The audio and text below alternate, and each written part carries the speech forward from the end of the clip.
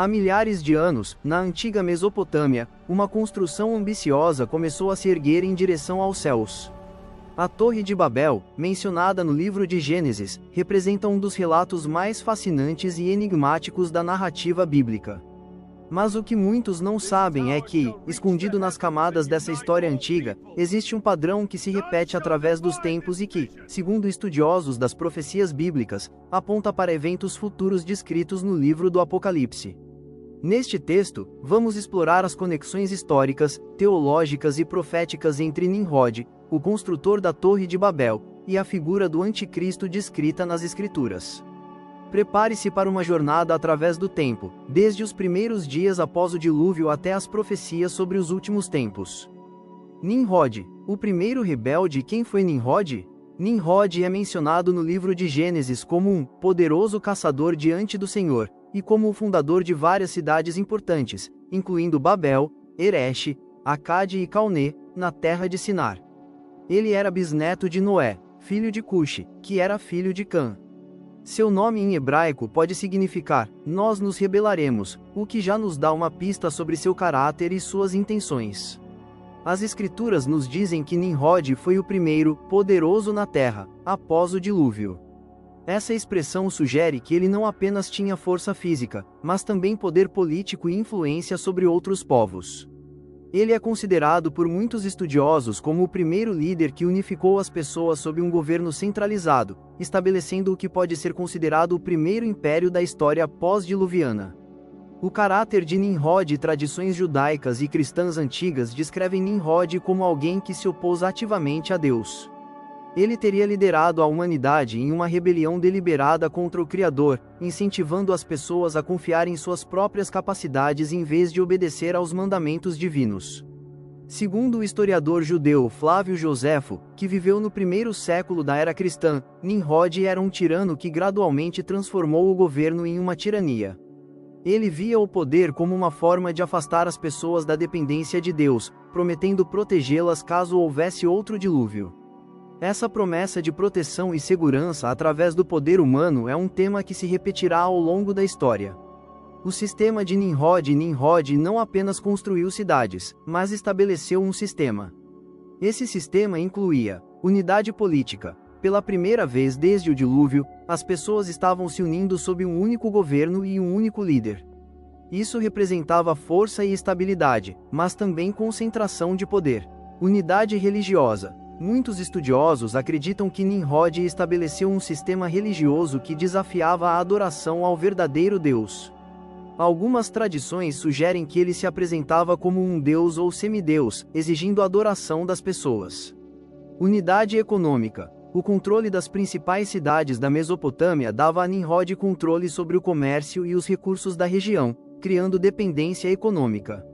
Unidade cultural. Uma única língua e cultura uniam todas as pessoas, facilitando a comunicação e a cooperação, mas também a manipulação e o controle.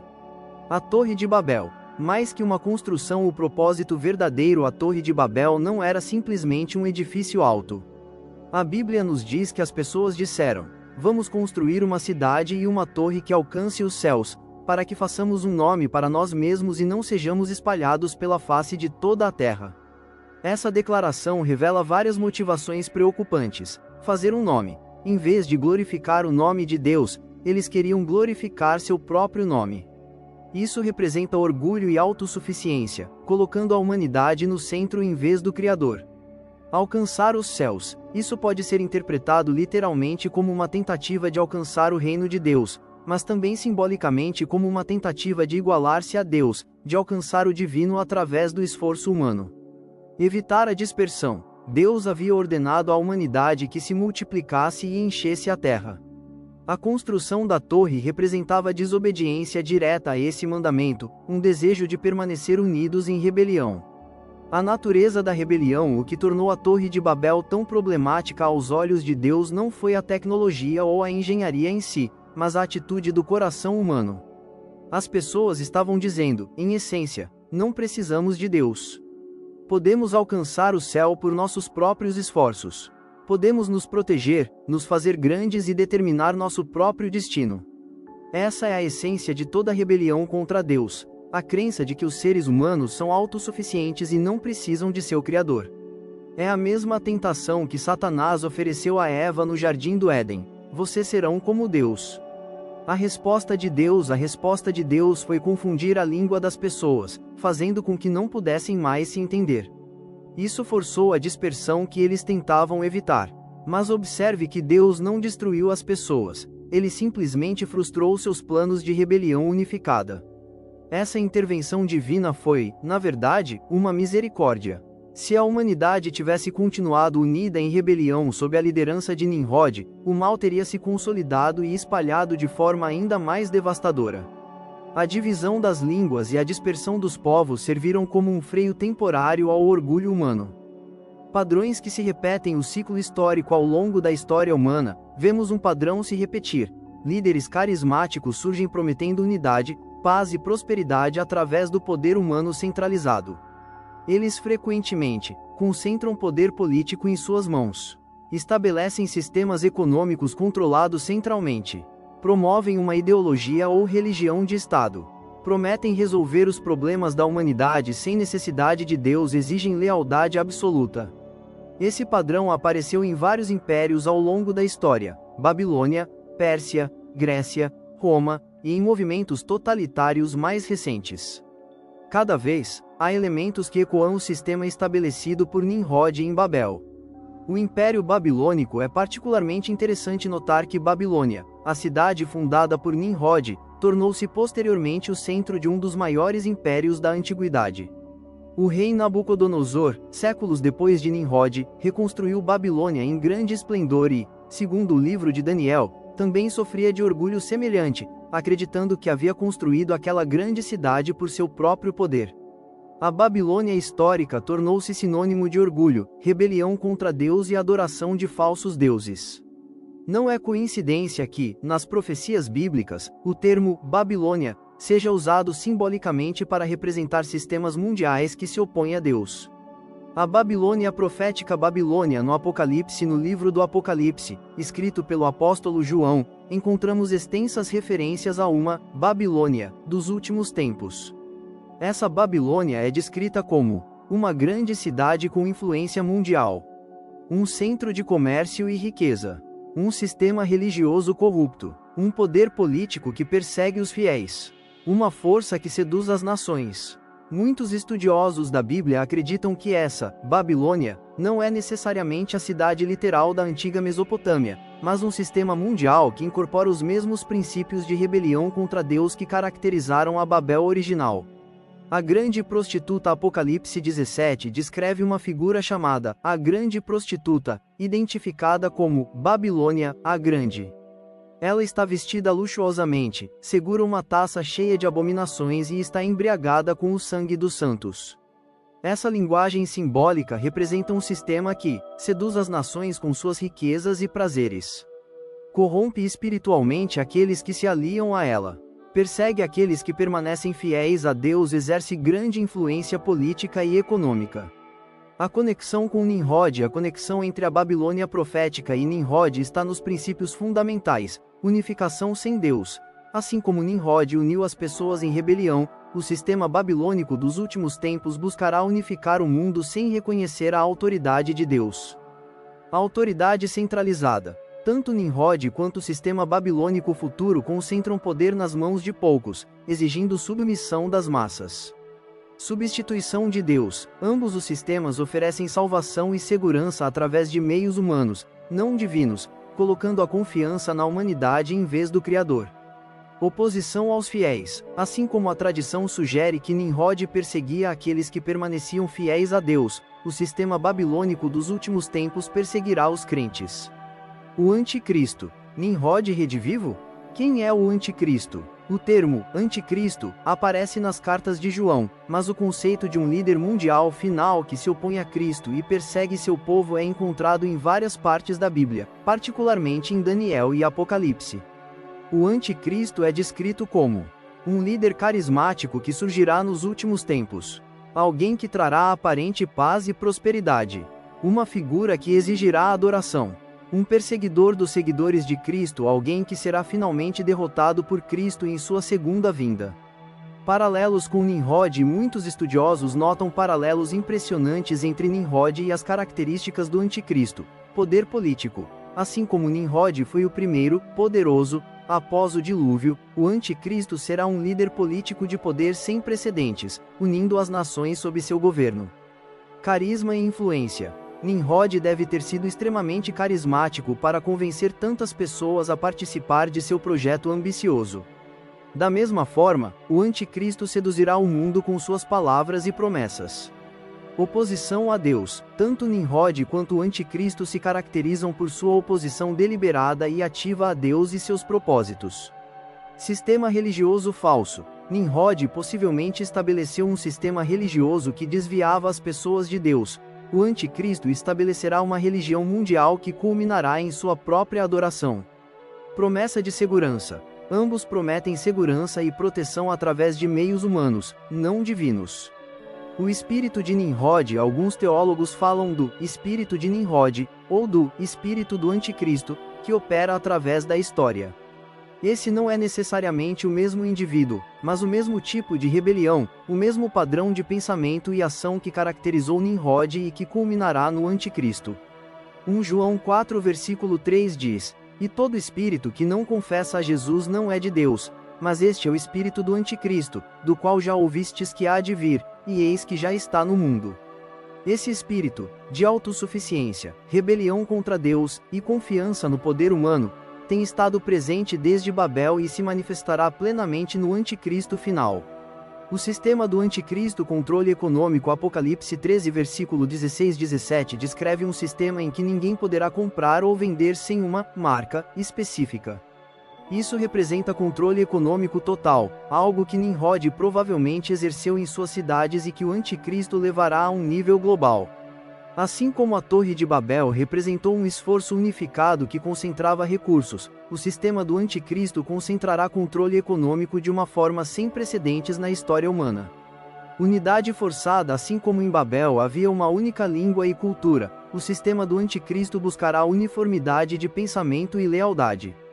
Aqueles que se recusarem a se conformar serão marginalizados, perseguidos ou eliminados.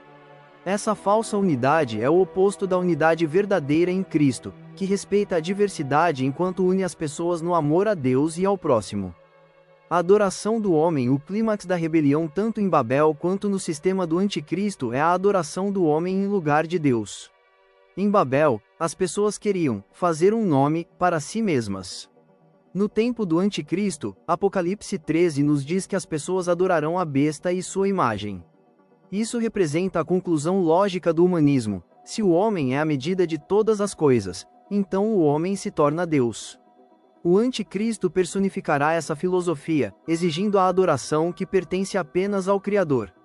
Lições para hoje. Reconhecendo os padrões. Embora o cumprimento final dessas profecias ainda esteja no futuro, podemos ver elementos do espírito de Nimrod e do espírito do anticristo operando no mundo hoje. Movimentos que prometem utopia através do esforço humano sem Deus, sistemas que concentram poder e exigem conformidade. Ideologias que colocam o homem no centro em vez de Deus, tentativas de criar unidade superficial ignorando diferenças fundamentais de valores. Reconhecer esses padrões nos ajuda a não sermos enganados e a permanecermos fiéis a Deus mesmo quando pressionados a nos conformar. A importância da fé pessoal. A história de Babel nos lembra que salvação não vem através de esforços coletivos humanos, mas através de um relacionamento pessoal com Deus. Não podemos construir uma torre até o céu. Precisamos aceitar que Deus desceu até nós em Cristo. Enquanto sistemas humanos vêm e vão, nossa fé deve estar fundamentada não em governos, economias ou líderes humanos, mas no Deus eterno e em seu Filho Jesus Cristo. Não temer, mas estar preparado. O conhecimento dessas profecias não deve causar medo ou paranoia, mas preparação espiritual. Jesus disse repetidamente aos seus discípulos: "Não temais." Ao mesmo tempo, ele nos instruiu a estar alertas e preparados. Nossa preparação não é física, mas espiritual. Manter um relacionamento próximo com Deus através da oração. Conhecer as Escrituras para não sermos enganados. Viver em obediência aos mandamentos de Cristo. Amar a Deus acima de todas as coisas. Amar ao próximo como a nós mesmos. A soberania de Deus, tanto na história de Babel quanto nas profecias sobre o Anticristo, vemos claramente a soberania de Deus. Nimrod era poderoso, mas Deus frustrou seus planos com uma simples confusão de línguas. O Anticristo terá poder sem precedentes, mas será derrotado pela palavra da boca de Cristo. Isso nos lembra que, não importa quão poderosos os inimigos de Deus pareçam ser, eles estão sempre sob seu controle. A história humana não está à deriva, ela se move em direção a um propósito divino. O desfecho final, a queda de Babilônia. Apocalipse 18 descreve a queda dramática da Babilônia dos últimos tempos. Em um único dia, toda sua riqueza e glória serão destruídas. Isso nos lembra que sistemas construídos em rebelião contra Deus, não importa quão impressionantes pareçam, são fundamentalmente instáveis e destinados à destruição. Assim como a Torre de Babel foi interrompida, e a Babilônia histórica eventualmente caiu, a Babilônia profética também cairá. O orgulho humano sempre precede a queda. A vitória de Cristo. O livro de Apocalipse não termina com o Anticristo ou com Babilônia. Termina com a vitória completa de Cristo, o estabelecimento de novos céus e nova terra, e a nova Jerusalém descendo do céu. Enquanto Babel representou a tentativa humana de alcançar o céu, a Nova Jerusalém representa Deus descendo para habitar com seu povo. Enquanto Babel foi construída por mãos humanas em orgulho, a Nova Jerusalém é preparada por Deus em amor. A escolha diante de nós. Cada pessoa enfrenta uma escolha entre dois sistemas: o sistema de Babel, Babilônia, confiança no poder humano, autossuficiência, rebelião contra Deus, busca de glória pessoal, e eventualmente destruição.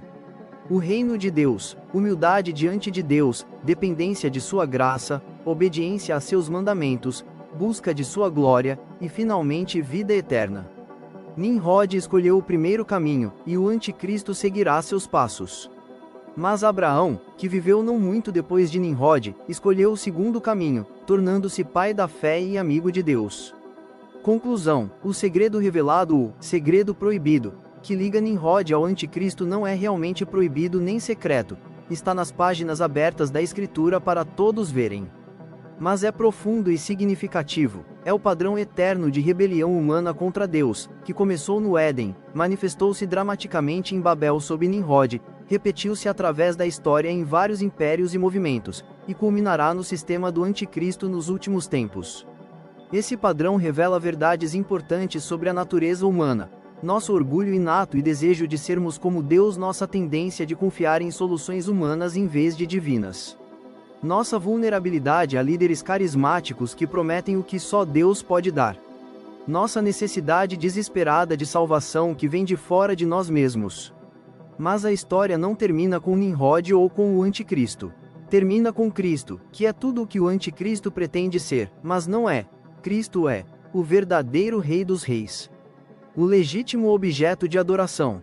Aquele que realmente pode nos salvar. Aquele que derrota o mal definitivamente.